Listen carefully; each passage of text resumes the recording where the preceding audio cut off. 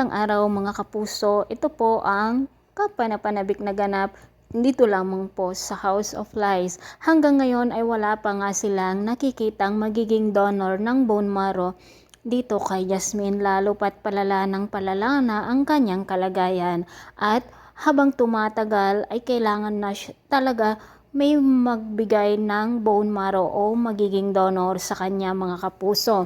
Nagpa-test ang lahat ng mga kapamilya niya sa mansyon, ngunit walang nag-match at mayroon pang kaisa-isa na hindi nagpa-test itong si Ashley dahil hindi nga pumayag si Thea.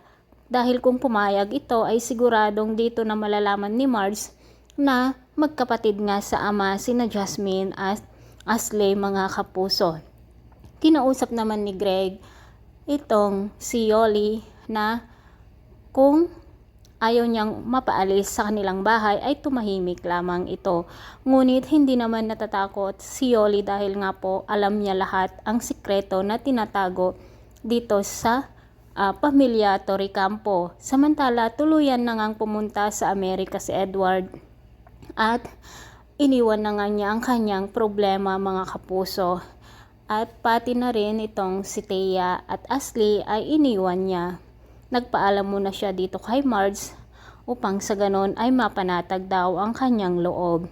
Samantala umiiyak nga itong si Jasmine dahil nga parang hindi na rin niya kayang ang nararamdaman niyang sakit.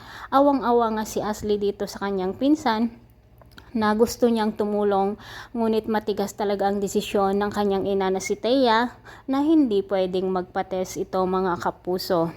Habang naglilinis nga itong si Aling Yoli, may nakita siyang isang papel at ang papel na ito ay ang DNA test nina Ashley, Paulo at Thea.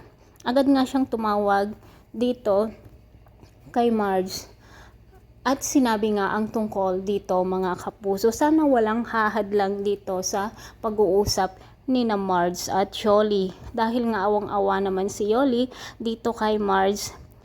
Mahirap din ang mawalan ng isang anak.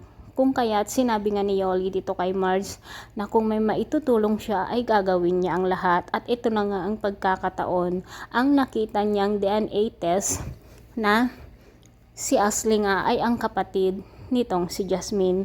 At si Ashley lamang ang makapagliligtas dito kay Jasmine mga kapuso.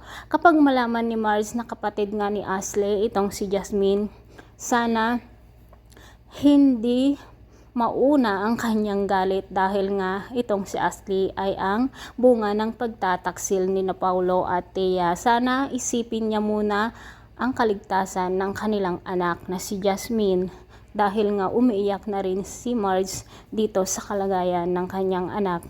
Mga kapuso, pag-abangan po natin ang bawat yugto dito lamang po sa House of Lies. Maraming salamat. Bye-bye.